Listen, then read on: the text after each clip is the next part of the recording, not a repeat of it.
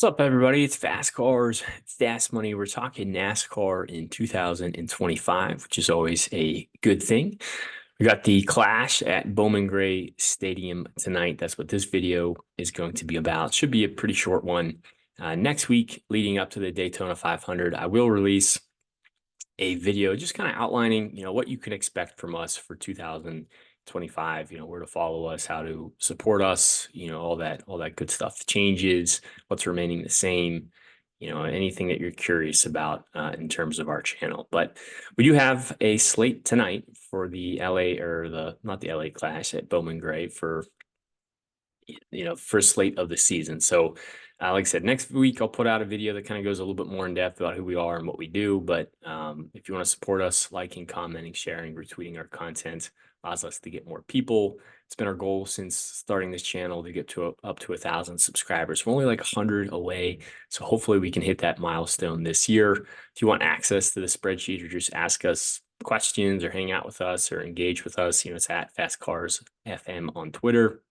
And then, hey, if you had a good weekend, won some money, you just want to say thanks, show your appreciation a little bit more than subscribing and following us, there's a couple of links here in the support tab for PayPal and Venmo.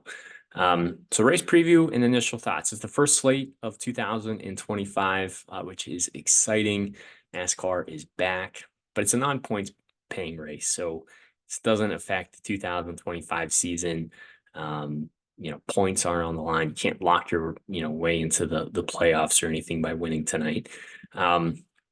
Bowman Gray is a very, very small, tight track. Think of a racetrack inside of a football stadium. It's very similar to the LA Clash, flat, tight turns. The bottom line is where you want to be. And really the only way to advance your position is moving people out of the way. So it should be a chaotic race tonight. I'm imagining, I'm wouldn't be surprised to see some drivers spin out, some drivers retaliating on other drivers. From an entertainment standpoint, it should be fun, but we still have DFS to play too. So hopefully our drivers make it through all the chaos. We had practice and heat races yesterday.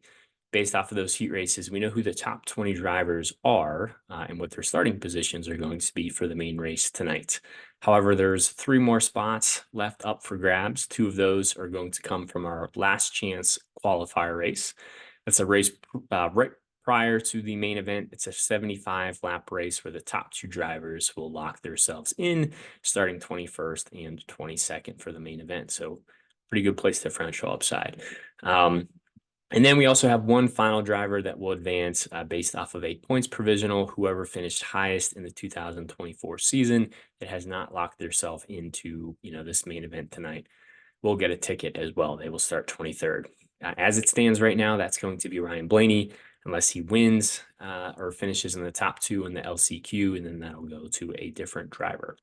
So for the main event, we have a 200 lap race with a mandatory caution at the halfway point, so right around lap 100. And one thing to note, only green flag laps count tonight. So if we're under caution, those laps will not count towards the 200 laps. And the race must finish under green. So we can't finish this race under caution. So what does that mean? It's probably going to lead to a lot of, people pushing each other out of the way, some chaos. It should be fun, but we still have 140 dominator points up for grabs between fast laps and laps led. So it's not like a low scoring slate by any means. There's still definitely some strategy involved with this as well. So getting the driver breakdown, the first thing you're going to see is there's a lot of blank spaces on this spreadsheet. And that's because, we really won't know who those top 23 drivers are until like really right before the main event. So if you're building lineups now, just be mindful, double check. If you are clicking on some drivers that are not in the top 20, just make sure that they're advancing, to the main event tonight, or they're not going to score you any points. And that would be a bummer. So going through the field, we'll at least focus on the drivers who are locked in, then we can kind of, loosely talk about the LCQs and the points provisional. But in general, for me, what I really want to do with this slate is really look at who my main lap leaders are going to be. If we look at the LA Clash, previous races that are kind of similar to this, most of our laps led usually comes from those heat winners or drivers starting in the top 4. So for this race, we got Chase Elliott, Chris Buescher, Tyler Reddick, and Denny Hamlin. Those are our top 4 drivers. So those are really going to be my focus, plays that I want to build around. I think Chase Elliott and Denny Hamlin are going to be my top options, but they're going to be popular with everyone else too. I mean, they're going to start on the bottom row. They're going to have the preferred lane. Chase Elliott starts on the pole. Hamlin starts right behind him. They looked pretty good in their races in practice. Good chance they're going to get out front and lead a lot of laps. So I think you need at least one, if not 2 of these drivers starting in the top 4. And then from there, it really comes down to, I really think place differential, upside. I think this race will get chaotic. I think the mid portion of this field, it's kind of a crapshoot of who's going to advance, who's going to fall back, who's going to get into issues. Um, 200 laps is a lot of laps around Bowman Gray. So, I'll take some place differential upsides options in the back. So for me, it's really locking in either Elliott and or Hamlin. I think pivot plays for tournaments would be Buescher and Reddick, and then really just trying to stack the back half of the field. But I think a lot of people are going to go that way. So if you want to get a little bit different, I think maybe looking at some drivers in the mid pack, starting 5th through 15th or something is good for tournaments. One of those drivers might be able to advance their way forward. So Christopher Bell will start, going through driver by driver. His ownership will probably be lower tonight because, he is one of the most expensive plays. Pricing's still pretty soft, but, depending on who those drivers are that advance from the LCQs, it might be tough to get to Christopher Bell. And his starting position isn't the best. He doesn't really give you that much place differential upside. It's not screaming that he's going to be a lap leader. So his ownership should be pretty small for that reason. He's a little bit more of a tournament play. Now, Hamlin's a great option. I like him a lot. I think his ownership will come in under Elliott's, but he's right behind Elliott in terms of starting on the bottom row. And we saw from the heat races yesterday, that's definitely where you want to be. He did win the LA Clash last year, so he's pretty good on these track types. Solid option to pair with Hamlin or with Elliott, or even pivot off of Elliott and just play Hamlin instead. Now, Ryan Blaney, we know for sure he's going to make the race. It just depends. Is he going to start 23rd, 22nd, or 21st? All signs are probably pointing to he's going to start 23rd. No matter what, he's going to lock himself in. So he gives you a ton of place differential upside. Got unlucky in his heat race. Really good place differential upside, upside to pair with a guy starting in the top 4. Logano, like him too. You can't count him out. He has a knack for winning, these kind of first time races that NASCAR goes to. Pretty good track position. He's good on these track types. Might get overlooked as people are clicking on Hamlin and Elliott and even Blaney kind of priced around him. So I think that's going to keep his ownership down. So really like him a lot for tournaments. William Byron starts 11th. He's kind of with Christopher Bell, gives you a little bit more place differential upside, but not really screaming lap leader. It's kind of expensive. You might want to be a little bit better, just, paying down for someone that starts a little bit further back. Now, Briscoe would be interesting. He is in JGR equipment this go around. A really, really good opportunity. Starts up towards the front, so he has relatively clean air. Problem is he starts 6th. He's on that outside row, so I wouldn't be surprised if he gets checked up a little bit and takes a little bit of time for him to slot down. But for tournaments, I really like his upside. Elliott probably going to be the most popular option on the slate tonight with ownership. Starts on the pole, has clean air, has the bottom row. There's a lot to like. Really the only thing, for tournaments is, he's going to be high owned. So maybe you just completely, fade him and pivot off of Elliott, hoping that he runs into an issue, or, maybe he doesn't get the lead. Buescher gets around him early, or Hamlin moves him out of the way or something. There's going to be a lot of people on Elliott tonight. So it's really a good way to get some leverage in tournaments. But Elliott's going to project to probably be the highest, option in terms of projections. Kyle Busch starts 13th.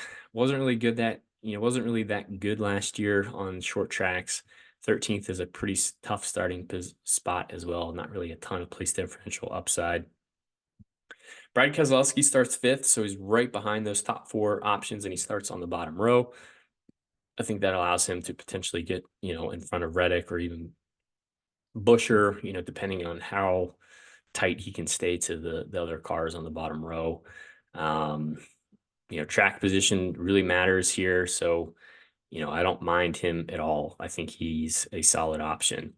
Reddick looked really clean, didn't really have anyone to contend with during his heat race. He was just cruising out there. The only problem is he starts on the outside row. So again, I would lean on Elliott and Hamlin, but you can't count out Reddick. You get a nice, price saving off of Elliott and Hamlin going there as well. Alex Bowman, I like him a lot. He offers a lot of place differential upside in Hendrick Motorsports equipment. Pretty easy to get in the lines with his price tag. Chris Buescher is probably the guy I am, concerned about, especially starting second. I think Elliott can get out front. I think Hamlin can get right around him. And then you have some other, really good cars right behind Buescher with, Reddick, Keselowski, Briscoe. So he's there, but hey, if Elliott has an issue and Briscoe or Buescher can take advantage, he could potentially be your early lap leader for only $8,000. We know his ownership will come in significantly less. So really only a tournament option for him, but not bad if you think Elliott has a problem. Chastain wasn't really that good on the short flat tracks. Last year, starts 17th. A little bit of place differential upside. I probably would rather just play Alex Bowman, Todd Gilliland, or maybe some of these drivers from the LCQs, just as long as they're, not super expensive and limiting, who I can play. Bubba Wallace starts 14th, kind of with Kyle Busch, just a tough starting spot, not really a lot of place differential upside, and I don't really think he's going to be a lap leader. Ryan Preece, you could kind of throw him in the same boat, but I will say, I don't know how much ownership Ryan Preece is going to get, especially towards the beginning part of the season. It kind of takes a little bit for people to understand what the changes in the offseason are, who these teams or who these drivers are driving for as far as the teams, all these new numbers, sponsorships. There's a lot of changes. And some of the changes that Ryan Preece has been a part of this offseason have been very positive. He's in the RFK, building now in the 60 car, a lot of sponsorship with this team. And it's a short flat track as well. So he looked pretty good in his heat race. Really like him a lot for tournaments, just to get a little bit different. I like Austin Cindric too. He looked pretty good. He starts deep, gives you some place differential upside. Noah Gragson starts ninth. Going to be tough to get to, just limiting on place differential upside. Like I'd rather play Cindric or Priest just because they start a little bit further back. Suarez, I'm not really too big on the track house cars, even though they start deep in the field. They're both kind of looking for bounce back years, but again, the short flat tracks really haven't been their strong suit as of late. But it's 2025, it's a new season, so we shall see. Hocevar starts 15th. Like him for GPPs. If anyone's going to move people out of the way, I think Hocevar won't have an issue doing it. Which is really good because you can advance your position that way. The risk you run is if you piss off all these drivers that you're moving out of the way, one of them is very likely to return the favor to you, and you might end up in the wall or turned around backwards or potentially not even finish this race. So kind of a high risk, high reward for Hocevar, and anticipating he will, be aggressive tonight. SVG looked pretty good, but, starting 10th, not really a lot of upside there.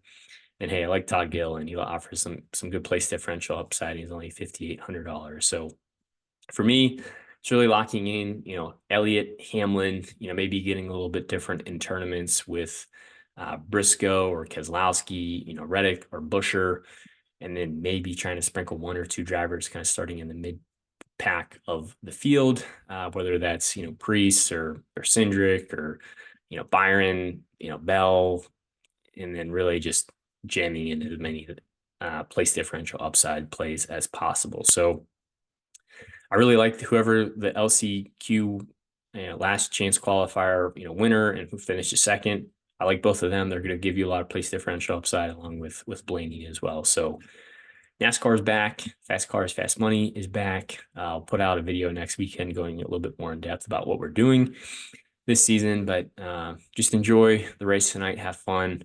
And yeah, we'll catch you on the next one.